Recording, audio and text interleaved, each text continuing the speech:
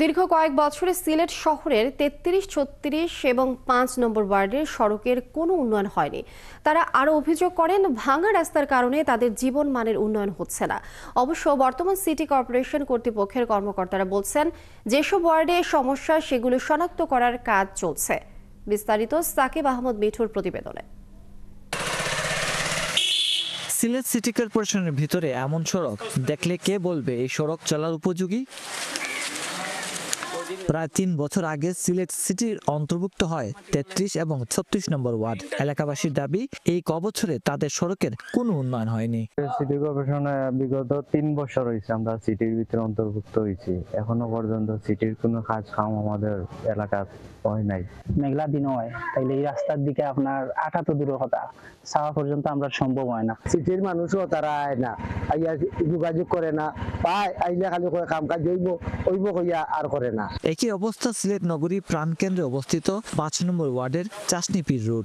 এলাকাবাসী বলছেন, কোনো রকম ড্রেনের কাজ করে ফেলে রাখা হয়েছে এই সড়ক। এলাকার কেউ মারা গেলে বা অসুস্থ হলে অ্যাম্বুলেন্স পর্যন্ত আনা যায় না এই সড়কে। আমরা কোনো গাড়ি চালাইতে পারলাম না, আমরা কোনো মাল সাবান না আন না। একটা ডেলিভারি পেশেন্ট যদি আমরা লইয়া যাওয়া লাগি, রাস্তার মধ্যে ডেলিভারি হয়ে যাব, আমরা মেডিকেল যাওয়া লাগতো না।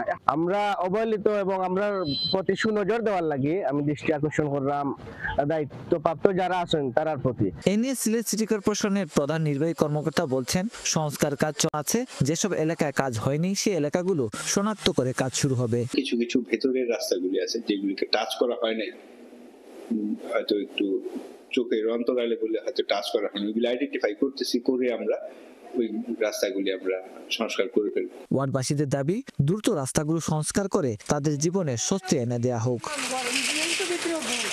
সাকিব আহমদ মিঠু, ৭১, সিলেট। এই বিষয়ে বিস্তারিত জানবো। সিলেট থেকে যোগ দিচ্ছেন সহকর্মী সাকিব আহমদ মিঠু।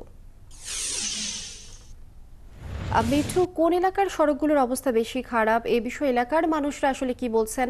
আর সড়কগুলো সংস্কারে সিটি কর্পোরেশন কর্তৃপক্ষ কোনো উদ্যোগ নিচ্ছে কিনা, কি বলছেন আসলে? ধন্যবাদ আপনাকে। যেমনটা প্রতিবেদনে আমরা দেখাচ্ছিলাম যে সিলেট সিটি কর্পোরেশনের যে 3টি ওয়ার্ড আছে, অনেকগুলি ওয়ার্ডের সমস্যা আছে। প্রধান করে যে 3টি ওয়ার্ড বলা হচ্ছে যে ৩৩, ৩৬ এবং ৫ নং ওয়ার্ড। ৩৩ এবং ৩৬ খুব নতুন ওয়ার্ড সংযুক্ত হয়েছে সিলেট সিটি কর্পোরেশনের মধ্যে। আপনি জানেন যে গত ৩ বছর আগে সিলেট সিটি কর্পোরেশনের ২৭টি ওয়ার্ড ছিল, এখন ৪২টি ওয়ার্ড। আর ৩৩, ৩৬ যেটি ওয়ার্ড নতুন অন্তর্ভুক্ত হয়, যার কারণে আসলে মানুষের অনেক প্রত্যাশা ছিল যে সিটি কর্পোরেশনের মধ্যে যখনই এই ওয়ার্ডগুলো অন্তর্ভুক্ত হবে তাহলেই এই ওয়ার্ডগুলো আরো উন্নত হবে। কিন্তু গত ৩ বছর অতিবাহিত হওয়ার পরেও এখন পর্যন্ত সেই ওয়ার্ডগুলোর বাসিন্দারা তারা কোনো সড়কের বেশিরভাগ সড়কের কোনো উন্নয়ন দেখছে না। যার ফলে আসলে তারা যে অভিযোগ করছেন যে তারা দীর্ঘদিন থেকে নানান ভাবে অবহেলিত আছেন, তাদের কোনো জীবন মানের উন্নয়ন হচ্ছে না। তারা বারবারই আসলে কর্তৃপক্ষ দৃষ্টি আকর্ষণ করার চেষ্টা করছেন যেন তাদের এই যে ভাঙা সড়কগুলো আপনারা দেখছেন প্রতিবেদনে, সেই ভাঙা সড়কগুলো যেন ঠিক হয়ে যায়। আরেকটি ওয়ার্ড যেটা বলছিলাম, এটা একদমই সিলেট সিটি কর্পোরেশনের প্রাণকেন্দ্রে অবস্থিত আম্বরখানায় বড় বাজার যে চাষটিপুর রোড আছে, সেই চাষটিপুর রোড, সেই এলাকার অবস্থা যে এতটা খারাপ, আমরা সেখানে গিয়েছিলাম, দেখেছি যে সেখানে কোনোভাবেই আসলে কোনো অ্যাম্বুলেন্স বা কোনো গাড়ি প্রবেশ করার মতো আসলে কোনো পরিস্থিতি এখন নেই। আমরা এই বিষয়ে আসলে কথা বলেছিলাম সিটি কর্পোরেশনের প্রধান নির্বাহী কর্মকর্তার সাথে। তিনি বলছেন আসলে আপনি জানেন যে গণঅভ্যুত্থানের পর ৫ই আগস্টের পরে যে সিটি কর্পোরেশনের বেশিরভাগ কাউন্সিলর এবং মেয়র পালিয়ে গেছেন, নতুন পরিষদ বসানো হয়েছে। সেই পরিষদ আসলে তারা কাজ করছেন।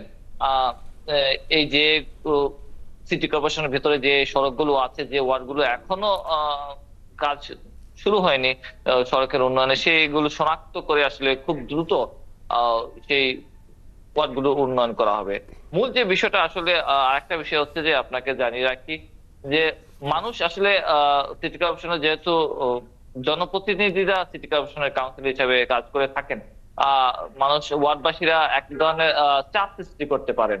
আসলে যদি কোনো ধরনের উন্নয়ন হয় না বা তাদের কোনো প্রয়োজন হয়, তাহলে তারা একটা চাপ সৃষ্টি করতে পারেন। যেহেতু এখন আর সিটি কর্পোরেশনের নির্বাচিত জনপ্রতিনিধি নেই, আপনি জানেন যে ৫ই আগস্টের পর সরকারি উচ্চপদস্থ কর্মকর্তাদের সেই সিটি কর্পোরেশন গুলো আলাদা আলাদা ভাগ করে দায়িত্ব দেওয়া হয়েছে, যার কারণে আসলে তারা সরাসরি ভাবে তারা এই কর্মকর্তাদের সাথে দেখা করতে পারছে না বা পৌঁছাতে পারছে না, যার ফলে এক ধরনের তাদের যে কমিউনিকেশন গ্যাপ সৃষ্টি হচ্ছে। তারা আশা করছেন যদি জনপ্রতিনিধিদের নতুন করে নির্বাচন দিয়ে জনপ্রতিনিধিদের যদি দেওয়া হয় তাহলে তারা এলাকার লোকজনকে জনপ্রতিনিধি হিসেবে পাবেন এবং তাদের যে কোনো প্রয়োজনে উন্নয়নের কারণে যদি চাপ সৃষ্টি করা যায় তাহলে তাদের জন্য একটি ভালো সুযোগ হবে। আমরা যেটা বলছিলাম যে সিটি কর্পোরেশনের আমরা অন্যান্য কর্মকর্তাদের সাথে কথা বলেছিলাম, ইঞ্জিনিয়ারদের সাথে কথা বলেছিলাম, তারা বলছেন যে তারা চেষ্টা করছেন যত দ্রুত সম্ভব যে সড়কগুলো আসলে খুবই খারাপ অবস্থা সেগুলো কাজ শুরু করা যাবে। সাকিব আহমেদ মিঠু, আপনি খবর রাখতে থাকুন, আমরা আবারও পরবর্তীতে এই বিষয়ে জানবো। দর্শক, সিলেট থেকে সাকিব আহমেদ মিঠু যোগ দিয়েছিলেন আমাদের সঙ্গে।